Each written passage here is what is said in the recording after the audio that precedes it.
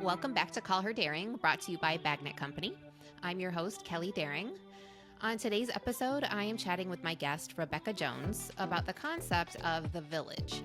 Rebecca has worked as my creative director at Bagnet Company for a little over 2 years, and she is also the editor and publisher of this podcast. Rebecca and I have noticed that on so many of my Regretful Parents videos on TikTok, women often comment on the lack of the much-needed village that's necessary for the development, well-being, and support of mothers and their children. The saying goes, it takes a village to raise a child, but the village is like some mythical fairy tale that few women in the modern U.S. have ever experienced.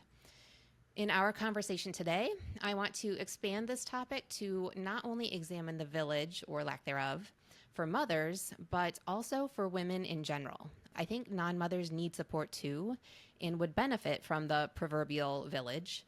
And I think that in general, we are all so isolated that none of us have the support that we truly need that would enable us to really flourish. So, Rebecca, welcome. Welcome to the podcast. Thanks for having me, Kelley. You're welcome. And I do want to note that the format of this episode is going to be a little bit different than what I've done before. Rebecca and I are just going to chat. There's no real structure to this episode, so we just want to have a chat. She has 2 kids, and so this is a topic that really interests her. So it's something we just kind of wanted to have a conversation about and invite you in to listen. Tell us about your kids, Rebecca. I am a mom of 2. I have a 13-year-old and an 11-year-old. They're both boys. This topic is especially prevalent in my life because it was one of the things that I noticed that I didn't have, the village, the group of people around me as they were growing up. So this is something that as I've listened to the Regretful Parents, the stories that Kelley has put on her TikToks, but also through editing a lot of the episodes for this podcast, I've noticed this kind of common theme. And one of the things that really stood out to me, especially, and if you've been following the podcast and have listened to all the episodes, you'll have heard from Orna Donath about her study on the women who do not want to be mothers, and that there are no conditions that are really going to make it perfect for some people to have to want to be mothers.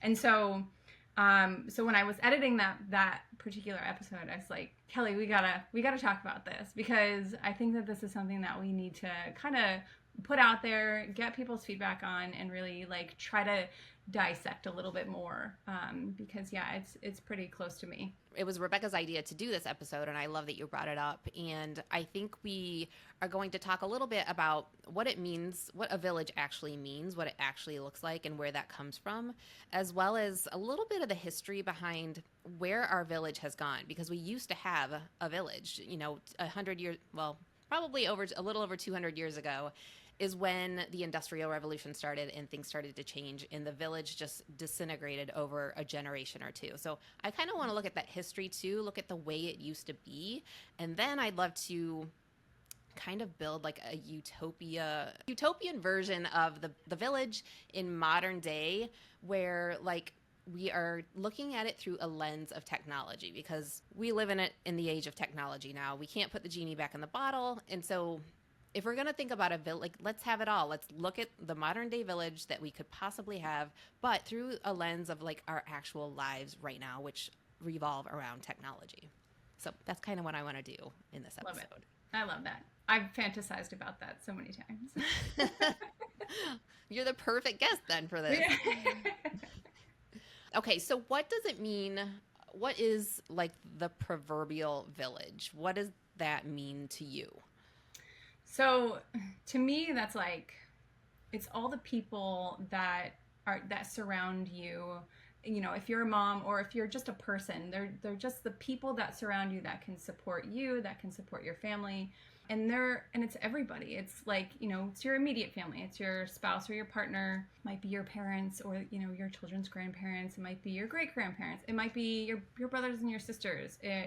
But it also expands beyond your immediate family. At least to me, it's the people that are helping teach your kids. So your teachers, they're like, even beyond people who are teaching, it's like, people who pick up your garbage, they're part of your village, right? Your mailman is part of your village.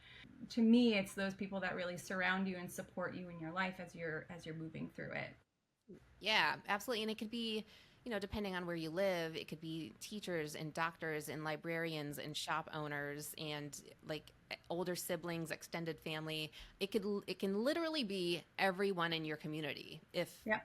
if you live in the right community. Yeah. Well, I did some research, and according to NPR, the proverb "it takes a village to raise a child" comes from African cultures, which makes sense because that is truly the village. When you look at how they raise their children, the whole village, the whole tribe, is responsible for all the children, all the people in that village, and so it makes sense that that's where that proverb comes from. Yeah, and I've that's kind of the lens that I was like looking at my village through, was like, how does this compare to villages like that? And I know that we live in such a very different kind of environment that the comparison is pretty hard to come by, but it's more or less like just the support that those tribes in Africa, they give each other. And I think that's what's missing now in the support around families in the modern, in Western cultures like ours. Yeah, and in those tribes and those cultures, they recognize and acknowledge the fact that it takes that many people to provide a safe, healthy environment for children to grow and to flourish. Whereas I think just in the last 200 years, we have become so isolated and I want to say independent, but I think there's a better word. We're just so single-minded in we don't want anybody else raising our children. We only want to teach our children our values and our culture and our politics, the things that are important to us. But I think we're doing ourselves a disservice and we're doing our children a disservice by doing that. I agree. It's one of those things where, as a parent, or as anybody who's trying to raise a good human being, you're trying to give them as much perspective as possible. And so when you're limited access to other people, it's very hard to do that. You have to do that very intentionally. Yep, exactly. Let's look at the history of the village. Let's look at the village back then. And by back then, I mean prior to the Industrial Revolution. Like, if you think about that, what do you envision? Either in like an African tribe or culture, or even in like a European. A lot of times I picture like a European type village where the whole village is participating in raising children. So what do you see when you think about the village back then? Like, I imagine it's very idyllic in my head. It's very romanticized, but I feel like it's families that eat together. They're families that do chores together, or they're families that make, they cultivate their own foods together, or they're making breads together, or they're feeding the other people in their community. They're all working together. So if I were to like distill that down to a family, I would say it'd be a multi-generational family that lives together in one single home, or in multiple homes that are very close to each other, within walking distance, ideally, because the kids can then run up and down the street. They can go to grandma's house, or they can go to their aunt whoever's house, and they can go play with their cousins on a whim. There's no scheduling. There's no can we come over? It's, oh, the kids are here again, kind of thing. And it's a lot like you're just popping over. You're just together. I feel like in that back then, there was more freedom to be together and no constraints in terms of scheduling. So dinners were together, breakfasts were together. It was, a lot of communities were just spending time together, either in their town squares. Like, I can imagine, let's say in this family, in this European little town that I've created in my head, grandma and grandpa, they have their coffee shop that they go to every day, and they have like 6 or 7 friends that go there, and they're all playing cards together, right? Like, and they are just talking. They're just enjoying each other's company. They're arguing about politics. They're getting heated, but they're still staying friends, right? And then they're coming home and they're having dinner with with their family, and the grandkids are running around, and maybe there's a chicken or two. I don't know. It's very stereotypical on my head. I like the chicken. That's a good addition. Yeah, gotta have that. But yeah, I imagine that it's a lot less structured, right? Like it's a lot more freedom and a lot less structured in that kind of back then. Yeah. I picture everything you just said, I picture as well. And I picture kind of a small community where you're walking a lot or riding your bike, and you know your neighbors, and you talk to your neighbors, and you know the people that own the shops. And there are no big mega corporations or stores, of course. There's little shops. There's, you know, your butcher, you know, the little shop where you buy your, I don't know, flour, and you know the people in your church, and you know the teacher at the school, and the doctors, and you know the clergy people. You have this community, and you have this village, and you all know each other, and you're all there to support each other. And I do see that extended family as well. You might not live together all under one roof, but you are very close to each other, and there are drop-ins, constant drop-ins, and it's not structured, and you don't need to make an appointment to see your family or your friends. You just drop by. You just drop by. I think that is key, is the dropping by. It is. I just a side note that I have not experienced a drop by in so long, and I kind of crave it, right? Kind of crave it. Yes, absolutely. My friend Heather, sidebar, my friend Heather, she recently moved to Sacramento, probably about a year ago, and she bought a house, and she has said multiple times, I just want there to be a day, like every week, where people can feel free to drop in anytime they want. And there's no pressure on me. I'm not really entertaining. You know, I'm not going to clean the house, and nobody's going to judge me because, you know, it's a little messy. And I'm not providing like drinks or food, but it's a whole day where people just know they can drop in, say hi, hang out for 20 minutes, hang out for 2 hours, talk to the neighbors. And it's just a come and go as you please type situation. And I think that's such a lovely idea and so foreign, because no one does that. Right? I know. It's so strange, I think, that we don't do that. I have tried with friends to do that. Like if I'm in the area, I'll call and be like, "Hey, I'm right around the corner. I'm going to stop by." And they'll be like, maybe now is not a great time." But I feel like we need to take the pressure off of ourselves, especially with really good friends and people who surround us and support us. Anyway, big sidebar there. It is, yeah, little sidebar. And I think it's easier with really close friends, but how many really close friends do you have? I have maybe 2, like extremely close. And then the rest are, you know, some different level of acquaintance to good friend. But yeah, even acquaintances should feel free to drop by, I think. Yeah, absolutely. When we think about those villages, I want to think about who benefited, because it wasn't just mothers. Everyone in those villages and in those African cultures, they are all benefiting. It's not just the mothers. So we talk about there being a lack of the village for the mother, but in reality, we're all hurt by this lack of village. Right. Everyone benefits from that village. Children, women who are not mothers, boys, men, it doesn't matter. We aren't meant to be isolated. No, I agree. I think every single person, so it's young, it's the old, especially the elderly. I think that they benefit a lot from the energy that they get from the young kids in those villages. They benefit from having multiple adults that help take care of them as well. And I think that they might, you know, live the ends of their days a little bit happier because they have more interaction. They have more ways to interact with the people that surround them and support them and have supported them for a very long time. I think the men in those villages also benefit. So I know that we're like very woman-centric, but I think that the men, they get, you know, that camaraderie, they get that ability to really like hone their skills and be able to, you know, see what else is going on in their world beyond just who they are. And then the boys also benefit, you know, the young boys really benefit from the skills that they can learn from the adult men and the adult women in their villages. And then, you know, coming back to the moms and the women, I think that it's just the support. It's the feeling of being supported. It's the feeling of having more hands in the pot. Yeah, exactly. What do you think the village, how would you describe the village now or lack thereof? What does modern day look like? Ugh, modern day villages, they just don't exist. They just don't. I mean, maybe for some people they do. And I don't want to say that they don't exist at all, because I'm sure that there are different like parts and pieces of our civilization that still have that, right? And of even of our Western civilization, even in the United States, I'm sure that they exist somewhere.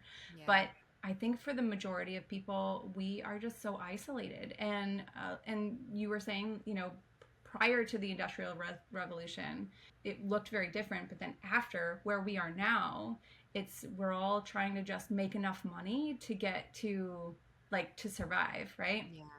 And so our village doesn't exist anymore because we're just too busy making money to be able to survive. And so we Right. can't nurture those relationships. We don't have time to nurture those relationships. And that's why everything right now is so scheduled, right? So for moms, and a lot of this came up because a lot of the comments that you get on your TikTok is like, well, she didn't have enough support, or, or there wasn't enough people around her that could help her, or maybe if she had more help, she wouldn't have regretted being a mom, right? And I think that to some extent, women don't want to be moms. They don't have to be moms. That's okay. But I do feel like the moms that are regretful, or the moms that have really struggled, they're the ones that just don't have enough support at all, like zero support. And I feel like if we had more opportunities to build our villages, that maybe those moms wouldn't feel quite so alone, and they wouldn't feel quite so regretful.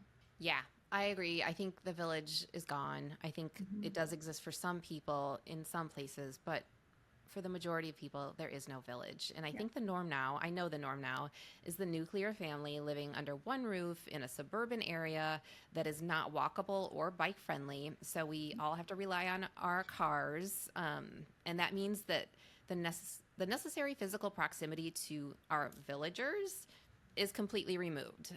Most people live in a single family home with an attached garage, which means they can go in and leave without ever having to wave to a neighbor or even get to know their neighbor, even know their neighbor's name. Names. Yeah, I think that's the worst part of it. When I think back to like how villages could have been in the past, it's like all those people were interacting on a regular basis all the time. Whereas now, our neighborhoods, some of them don't even have sidewalks. No, Like, it's not cool. no. And we definitely don't have multiple generations living under one roof. We might have locally owned shops, but they're few and far between. And most people are going to the big box stores because Yeah. that's where the prices are cheaper. Yeah. And so you don't get to know your local business owners, the people who live around you. And then rather than caring for our aging parents in our homes, we place them in senior communities and nursing homes. Yeah. So again, we lose that benefit of multiple generations being under one roof. We also lose the storytelling, right? Like Yes. we also lose like, because in like African tribes and all of those kinds of communities, the elderly are always the ones that are telling the stories, and they're always the ones that are repeating the history and teaching us a lot about our past. Whereas now we're putting our elderly in those senior assisted living facilities, and maybe visiting a couple times a month, and it's kind Yeah, of sad because there's such a wealth of knowledge that they hold. absolutely. For those who do have a village right now, I wonder what that consists of. And my vision of that is maybe like they have grandparents that are pretty involved, and those grandparents live within 30-minute drive or so. They may have a reliable and trusted friend or two, or maybe a large group of friends. They probably have like a trusted babysitter, an involved spouse, and maybe like an aunt or like a sibling who's an aunt or uncle to their children. They probably also have childcare that they can afford, which I think is a huge part of the village. But aside from that, do you think modern people who truly do have a modern day village, do you think there's anything that I missed there? Like, what else? I think in terms of modern villages, you kind of hit the nail on the head there. I do think the history of the disintegration of the village is super interesting. And I did spend a little time looking into it, even though I had a pretty good idea. I thought we could talk through that a little bit. Yeah. And I especially think it's interesting how it came to be that women's unpaid labor in the home came to be so undervalued. It's wild. It is wild. I was reading through your notes and like I I was enlightened because I didn't quite realize. Yeah, okay, cool. So the Industrial Revolution occurred from 1760 to 1840. So that was about 200 years ago, and it completely changed the way that we live and how families operate. And it is important to recognize that this was only 200 years ago. That's really recent. And so prior to that, family life was pretty much unchanged for all of history. So it's only in the last 200 years that we've been living in this weird way that we've never really been meant to live. Mm-hmm. The nuclear family. So the Industrial Revolution sent fathers to work in factories, which when they had previously worked at home or close to home, and often with their wives and their children. Prior to the Industrial Revolution, men learned a skill or a trade, and they taught their children, or at least their sons, that trade. They made money by selling goods they or their wives produced, or they made money by providing services. And if they lived in a rural area, they likely had farmland and animals that provided food for their family. And the entire family, including mom and kids, worked that farmland and kept the home. Prior to the Industrial Revolution, men were considered the head of the households, but the role of women as caretakers and producers of goods, food, clothing was equally important. So there was a division of labor based on gender, but they were equal. Both were valued. And then in more urban areas, families might have a small shop or a business where they sold goods or provided services to make money. And we already discussed what the village looked like at that time, so I'm not going to go into that again, but it's this whole community of people that made up the village. And then the Industrial Revolution occurred. And when fathers began working in factories for long hours every day, and families started moving to larger cities to accommodate that work, this meant that mothers were left at home without their husbands. And that's where they became solely responsible for taking care of the home and raising children. And the family no longer produced goods or services, which meant that the father became the sole breadwinner / moneymaker. This increased the popularity of a mother-centered approach to child rearing. And one of the biggest cultural and economic impacts of the Industrial Revolution was this. Although much of the work done by women before the revolution, like the cooking, cleaning, sewing, caring for children, maintaining family social relationships, managing the household, although that work was completely unchanged by the Industrial Revolution, she said she did the same work she did after that she did before. The culture and economic value of housework changed drastically and lost almost all of its former value. And it just pisses me off to no end. I hope every woman who listens to this. So men's ability to earn money through their paid labor quickly came to trump women's unpaid work, which ultimately came to not even be seen as labor. It's really important that we think about that when we look at this disintegration of the village, because our work is no longer valued.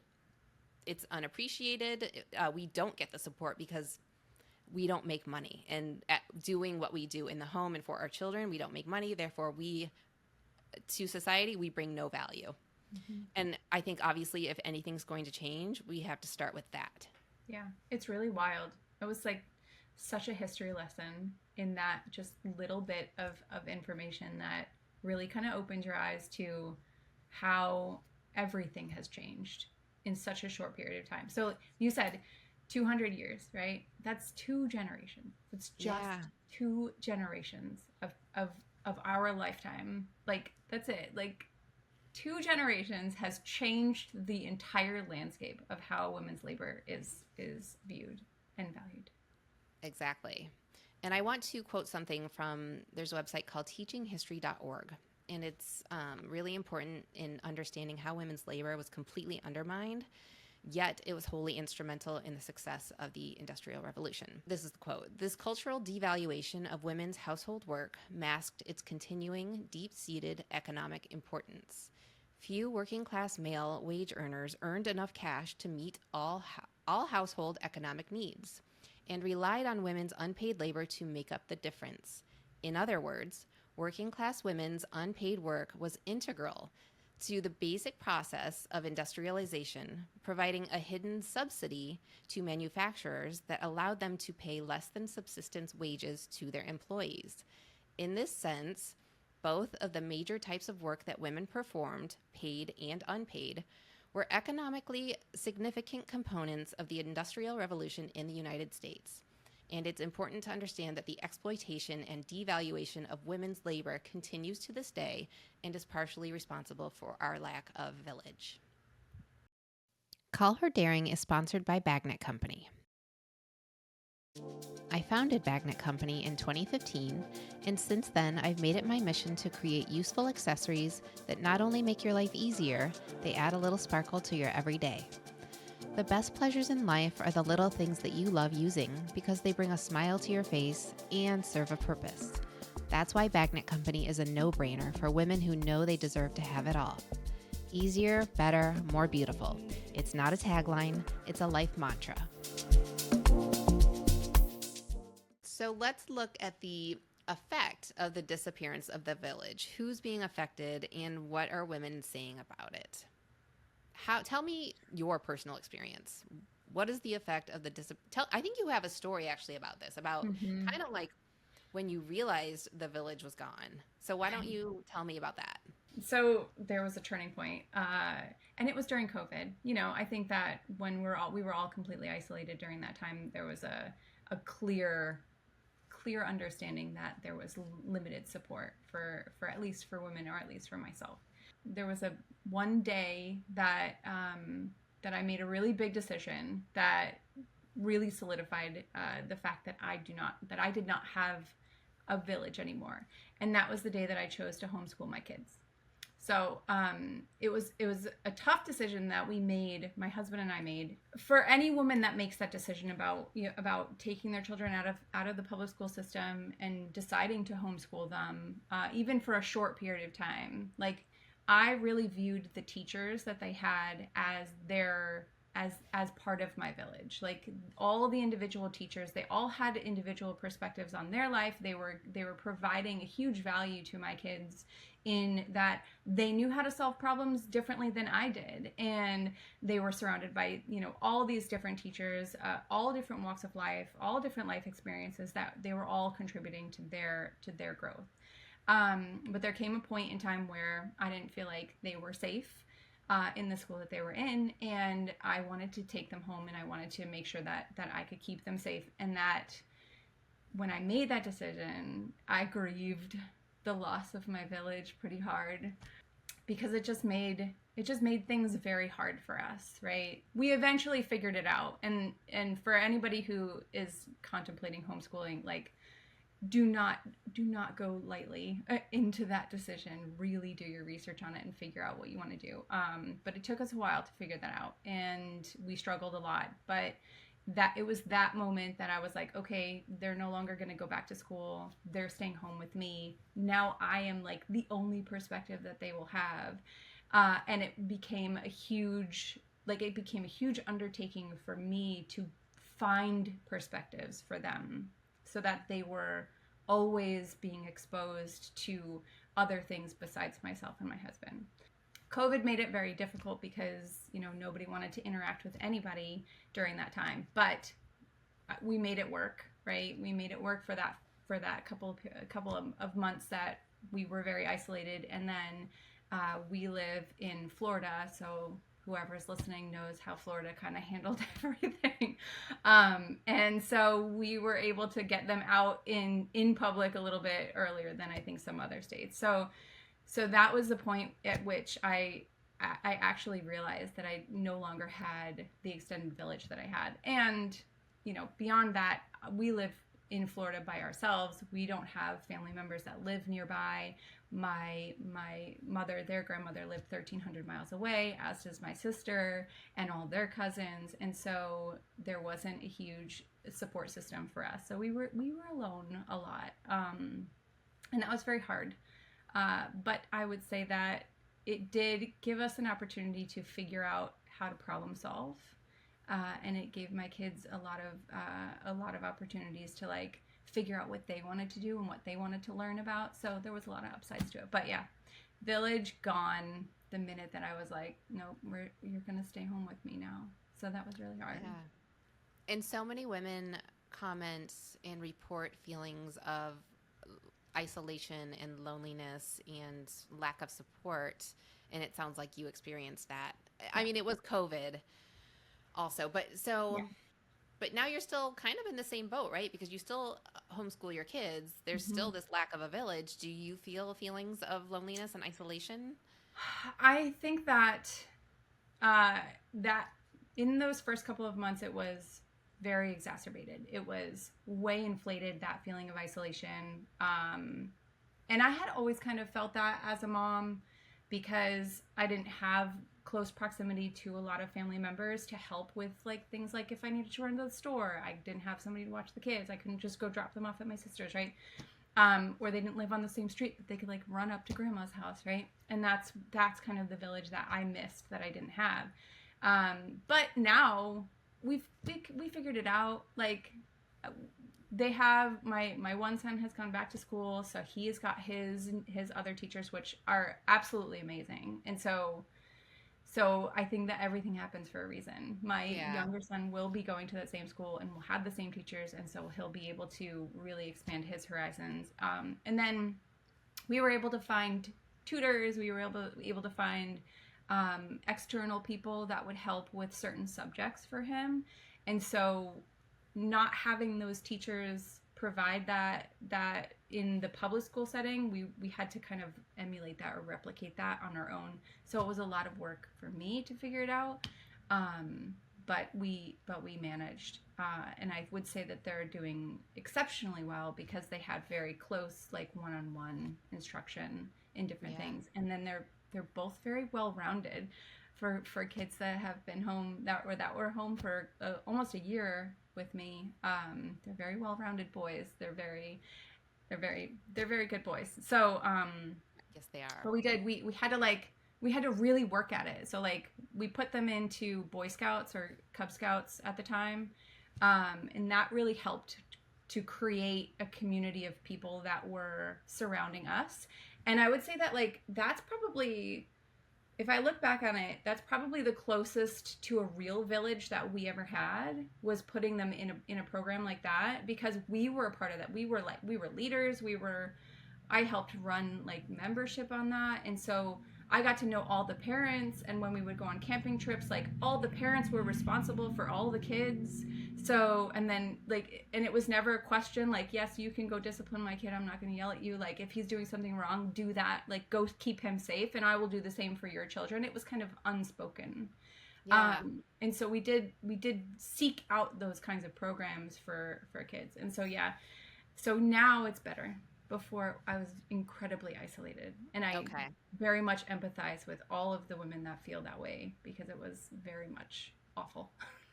And mothers also talk about how exhausting it is, and it's never ending, and it's thankless, and they get no breaks, and they feel like they have to be super moms who do it all. They work 40 plus hours a week like you do to earn half of the family's income. Then they have to be a loving and patient mother to their children. They have to be a loving and devoted wife to their husband, who often refuses to participate equally in raising those children and taking care of the home. And then on top of all that, women talk about how they're not allowed to complain or voice their discontent for fear of being labeled a bad mom or ungrateful. You take this lack of village, but then you even make it worse by making it impossible for women to even talk about their struggles and their pain, which is one of the main reasons why I started this podcast and my TikTok series, is because women should be able to talk about their discomfort, their pain. Motherhood is freaking hard, and we are making it harder by making it impossible to talk about those hardships. Yeah, it is absolutely hard. And I love that you had this platform, because I feel like women really need to know like what they're getting themselves into. Yeah, absolutely. And another issue, of course, is money, which you talked about. We're all just trying to survive. We're all just trying to make enough money. And in order nowadays, without the village, if you need support, you need to be able to buy that support. You need to be able to pay for childcare, daycare, tutoring, summer camps, sports. Anything that's a village, part of a village now, you have to buy. And Mhm. I think that's something we want to break down in like our utopian village is is that we shouldn't have to pay for this village. We Right. should be on like this bartering system where we all benefit, we all give, and we all benefit. Yeah. So I can't wait to talk about that. Young women are witnessing the toll that motherhood is taking on women, and they are opting out of motherhood even when they might want children. I'm not even just talking about women who don't want children. There are women who want children who see how freaking hard it is in today's age to have children, and they're saying, no, I'm not going to do that, even though I want kids, which is really sad.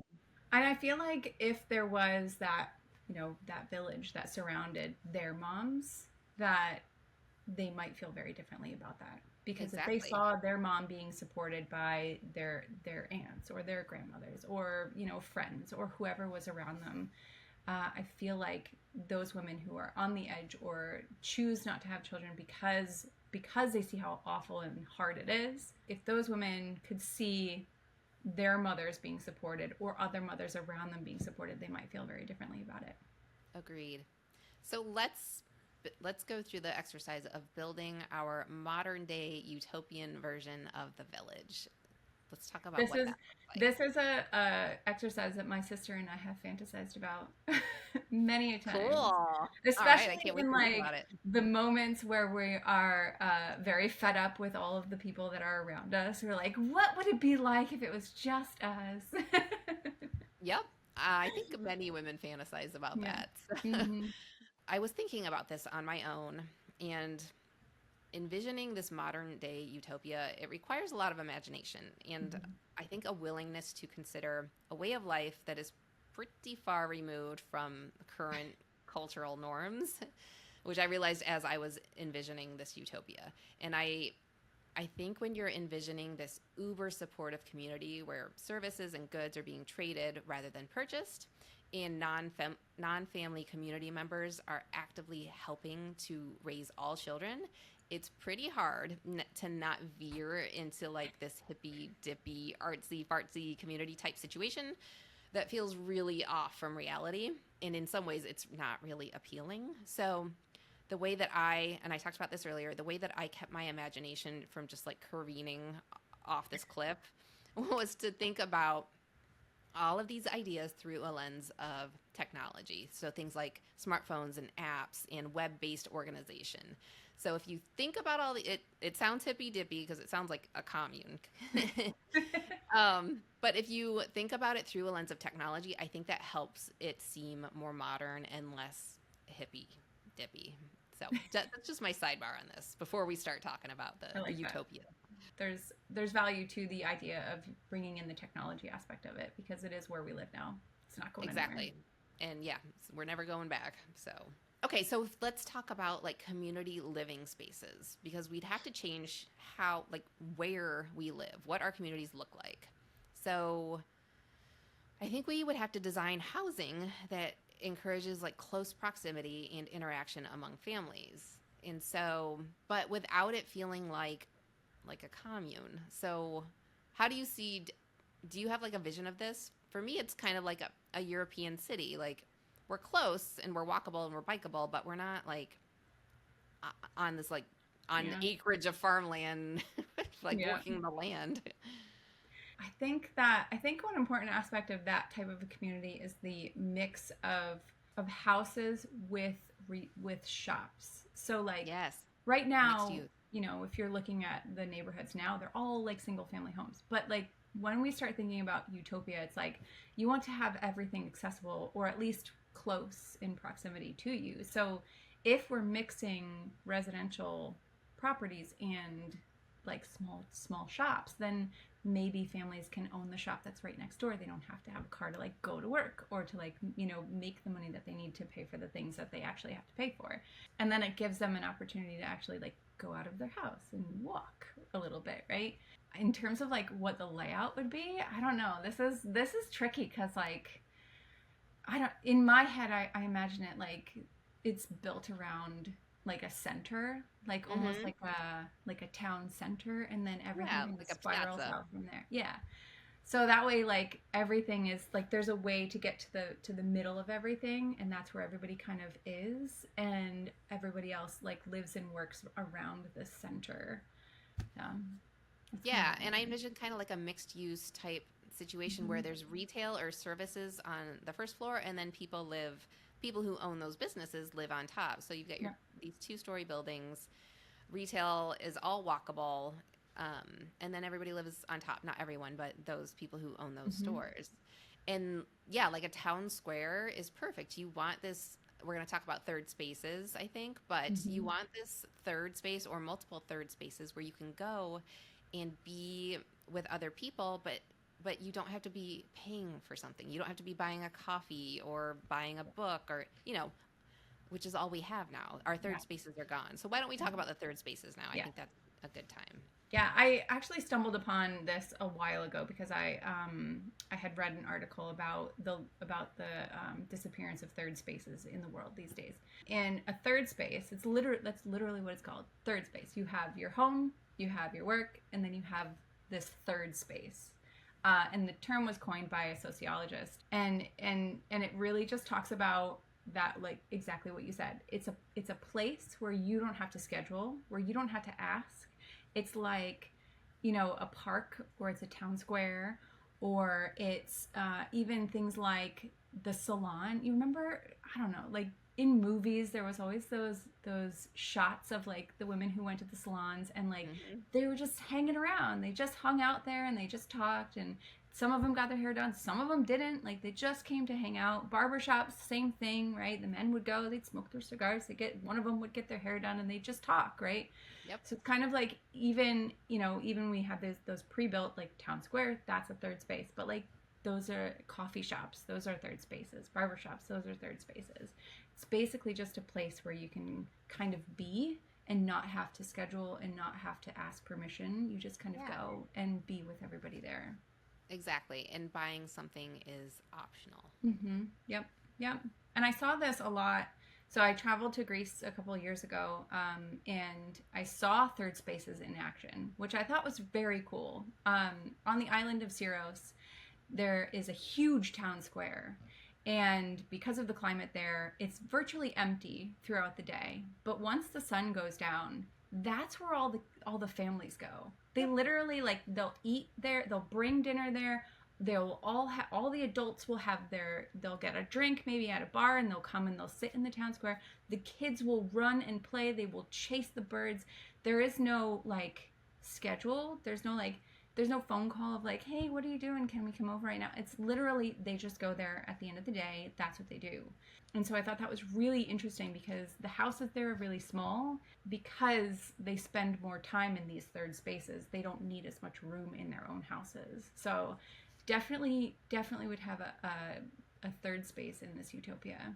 Yep. I've Definitely. noticed the same thing in my travels. I've traveled quite a bit, and I've spent a lot of time in European cities and in countries like Italy and France, Spain. There are it's usually like a piazza. It's a Mm-hmm. town square. There's usually a beautiful fountain or something. Not always, probably a church, but people are just hanging out after dinner, before dinner. They're Yep. just hanging out. They're talking. They're standing around. The kids are playing with a ball, like they're not on their phones, and people just talk.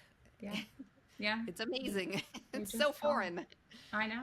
It's wild, and I think that's what we've lost in our current way of life, is that just spontaneous, like just go hang out, just talk. Yep.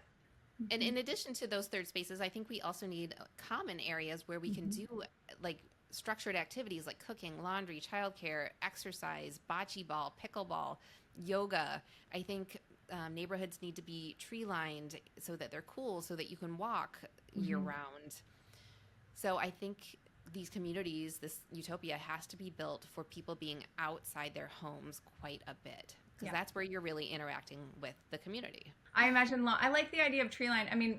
I've seen so many developments going up, and they're just tearing down all the trees, and it's like where do you think we get cool from? And Yes. how, like, without sidewalks and without trees, it just is unbearable to be outside right now, especially during the summertime. But like, oh man. I don't have the actual figures, but there's been studies done of affluent neighborhoods that have a lot of trees compared to neighborhoods that are less affluent, where there are no trees, and the heat, just the heat Mm-hmm. in those neighborhoods is off by multiple degrees. Yep. And this is important because those people who are living in that less affluent neighborhood, their cooling bills are higher. Yeah. Everything's more expensive. Yep. Yeah. Okay, so also in this utopia, I think there has to be support networks for new mothers and women alike. So like mother circles or parent pods or even just, and this could be, so let's think about technology. This could be in person, but it could also be through apps and Mm-hmm. through web-based organization. And I think it's an integral part of any utopian village is support systems and support networks. So I think Yep. that's definitely a part. I think women have to be willing to consider breaking with societal norms and cultural expectations of cohabitating with romantic male partners. And I think this is, when you talk to your sister, I think this might be a part of it, is like, you're like, Mm-hmm. let's just ship all the men to an island. Yeah. Yep. It's pretty So much exactly what we say. when we'll they just, really we'll pissed just, you off. yeah, we'll just put them all over there, and we'll just call them when we need them. Yeah. And it's very far off from where we are now. I understand, so it's hard to imagine. Yeah. But in this utopian version of the village, women can and should rely on each other more than Mm-hmm. they rely on men. And I know some Yeah. people aren't going to like that, and that's going to be uncomfortable for some people. But Mm-hmm. a community of women supporting each other, if I think about living amongst women who I love, who I trust, who I would trust with my children if I had them, who they would trust me with their children, it's such I get a good feeling from that. It seems very warm and supportive. These communities could be very Women women centric. centered. Mm-hmm. Yes. Yes. Yeah, I think so. I think I'm very fortunate to have a very wonderful supportive partner. Like we've been together for over 20 years. He's my best friend. He makes my heart smile when he comes into a room. I am hoping that I am raising two boys to be like that. Yeah. But I know that my heart gets full, my soul fills up when I'm around the women in my life. And so Yes. I think that in this utopia, I do think that maybe the men, like, they have their own things and they have their own spaces, and then the women can be together and we can fill our cups together. Yes. And I think that there's value in maybe a little bit of separation. One of us mentioned having to pay for everything. And so in this utopian village, I think that goes away. I think trading and bartering for services would be the way to do it. You don't have to earn six figures because you're not paying for childcare, you're not paying for tutoring, you're not paying for organized sports, because it's all just happening within the community through reciprocity. And I think people in this community would take turns babysitting and take turns doing school pickups or keeping the kids occupied during summer vacations. And I also envision women doing things like teaching a group of kids a skill like swimming or how to do laundry or how to make a simple dinner. Yeah. And that's cool because for that evening, that one woman's got these 30 kids that she's teaching this new skill, and those moms of those kids have a free evening. And then maybe the next night it's another mom's turn to teach a new skill. And in this way, your kids are learning, they're benefiting from all these different relationships and influences, and you're also getting time off. You're getting this time off that you desperately need. Yeah. And I think that's really important, because a theme that I hear in the Regretful Mom series that you have is that, like, those moms have maybe lost themselves to motherhood, right? And so if we have this supportive community, if we have these women that are all supporting each other and like lightening the load a little bit, then maybe women wouldn't lose themselves to the role of mother, right? Maybe they would have more space to figure out what they like, to Yeah. grow and evolve as an individual, and then also be a mom. So like there's a nice way to kind of wrap that together, in that the support also helps you evolve as an individual because you have time. You have that time to Absolutely. do it. Yeah, you have time to Mm-hmm. focus on yourself for a little Yep. bit. Yep. Yeah. What do you think about like community gardens and local food production, things like that? Maybe All of even those. making, yeah, I think so too. All of those things. That's like, I mean, when we talk about our salaries, right? We have to make money because we have to buy food.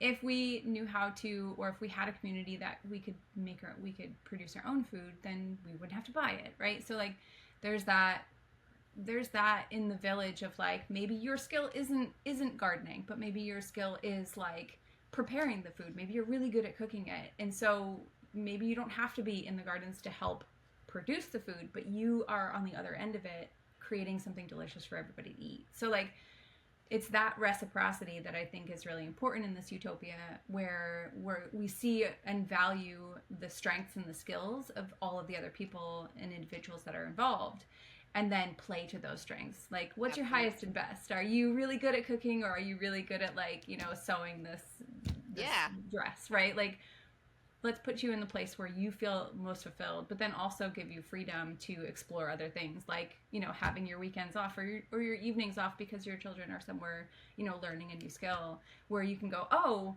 I've really liked making dinners, and I've really liked learning how to cook and becoming this amazing chef, but also like I really want to learn how to work on a car engine. Like Right. this really like makes my wheels turn. So like giving space to new skills and learning new things from the people around you. So Yeah, absolutely. And I love the flexibility of, yeah, you don't have to be good at everything. So you suck at cooking. Okay, cool. You don't have to cook, but you're great at making soap and candles. Okay, right. great. We need soap and candles. Yeah.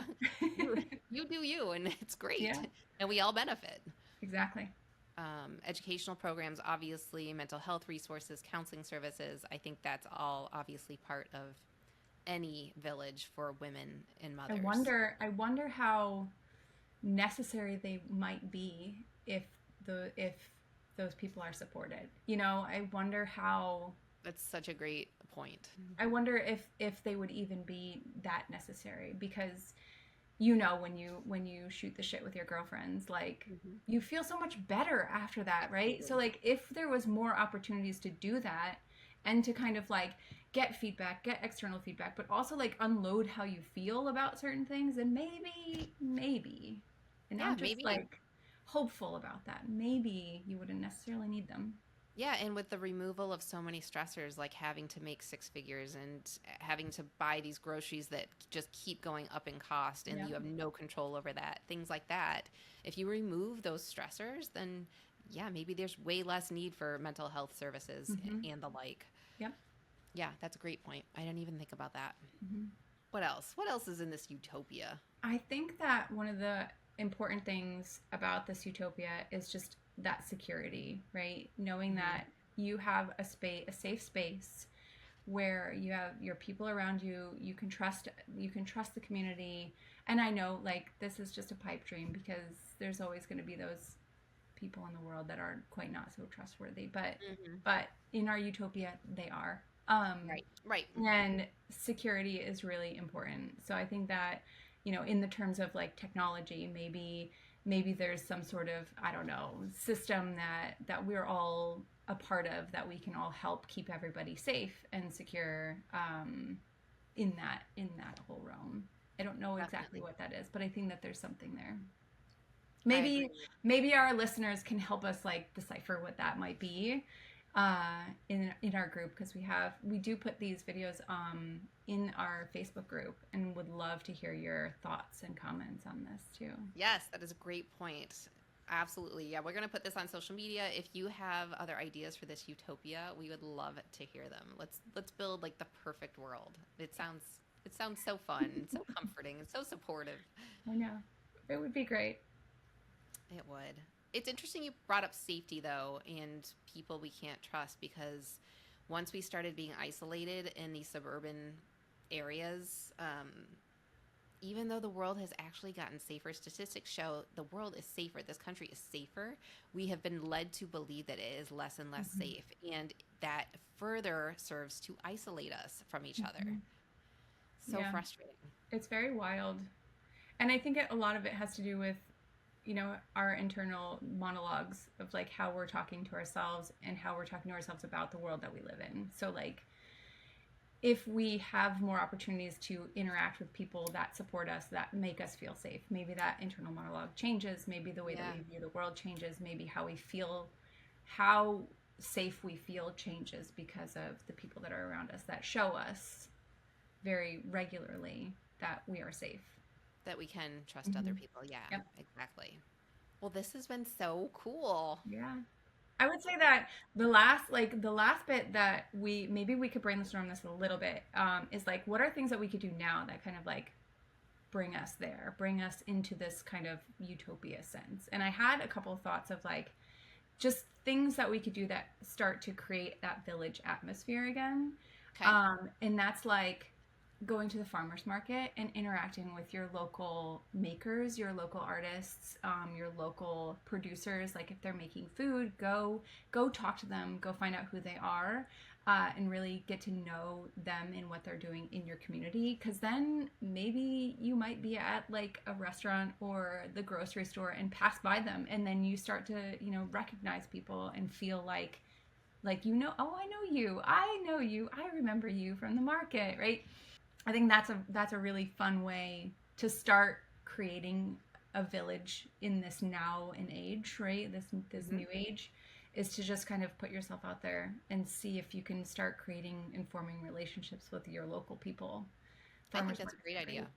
And Mm-hmm. I think, yeah, I love your idea to just list a few actionable steps like that we could start implementing today if we Mm-hmm. want.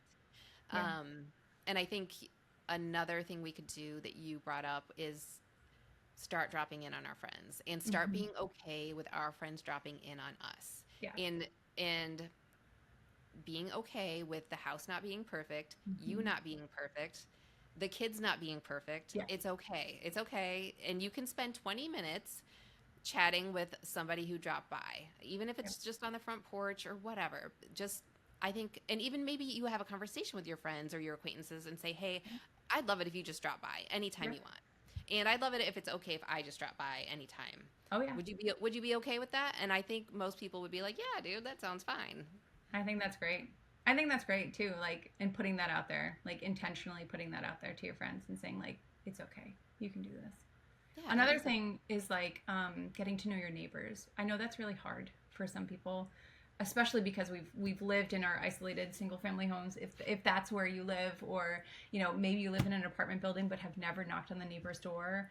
I think it's important to really get to know your neighbors. I know that I've made it a point to know all my neighbors' names, and we give them like they give us gifts for like Halloween and Christmas, and it's just like a quick baked good or something, but it just kind of reinforces that we're there and helps to form that bond and that kind of responsibility to the neighbors. So my kids especially, I make them go and like bring cookies around so that they know who they are. So it's really helped us to really form a bond in our neighborhood. So I highly encourage that if your I neighborhood is do. safe. I couldn't agree more. I moved to a new neighborhood a couple of years ago, and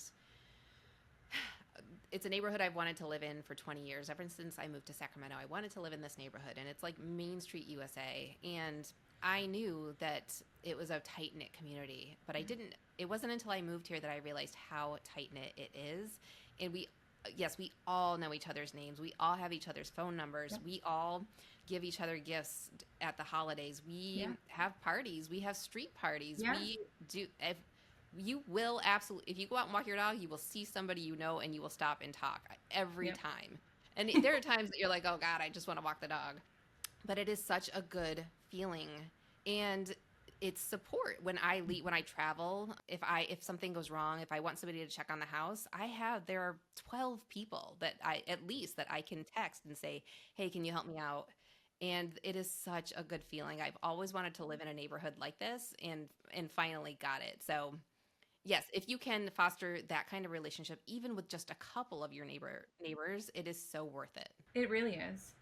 Going back to the idea of safety, like once you get to know your people around you, you look out for them. And so, there was very specifically an incident where my neighbors across the street, one of their power lines actually broke. There was a branch that fell on it, broke, and it started a fire in their backyard.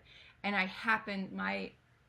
my desk faces this way. There's a window right here, and I can see out, and I saw it happen, and I immediately was able to call 911. I ran over, knocked on their door, like ran in their house, made sure that they were safe, and like got them out. And so because I know, like, I don't want anything to happen to them because I know them, and I really care for them. So it's really like fostering that safety net, that kind of sense of safety too, for not just for them, but for me too, because I know that if anything were to happen to us, we could rely on them as well. Yes. So. Yeah, everybody benefits. Are there any other actionable steps that you can think of? I'm sure that there are. I would love to hear from anybody who's listening what their ideas would be to like start fostering that relationship, start creating a village now, so that we can start changing the tides for our generations to come. Yes. Yes. Yeah. Love to hear anyone's ideas on that. I think this was a really fun episode. Mm-hmm. Really good talk. I love thinking through the utopia, and I hope we live to see it in our lifetime. I don't know if that will happen, but even if we just get a few steps closer, that would feel good. All we can do is just start pushing the needle in that direction. Mm-hmm. And starting to talk about it is really important, because the more time that we spend isolated and kind of like focused inward, the less options we'll have, the less opportunities we'll have to really start pushing the needle, start moving towards a more supportive and fostering community. Absolutely. Thank you for joining me. Thanks for having me on. This was really fun. Yeah, it was. We'll definitely do it again. Thanks for listening to this episode of the Call Her Daring podcast. You can find me and Call Her Daring on TikTok, Instagram, Facebook, and YouTube. Follow for even more content and conversations about women being radically honest about the female experience. Please join me here every week for a new episode of Call Her Daring, and let's continue the powerful tradition of storytelling with the goal of informing and educating us all, so that we may step into our truest selves and realize our full potential as powerful women.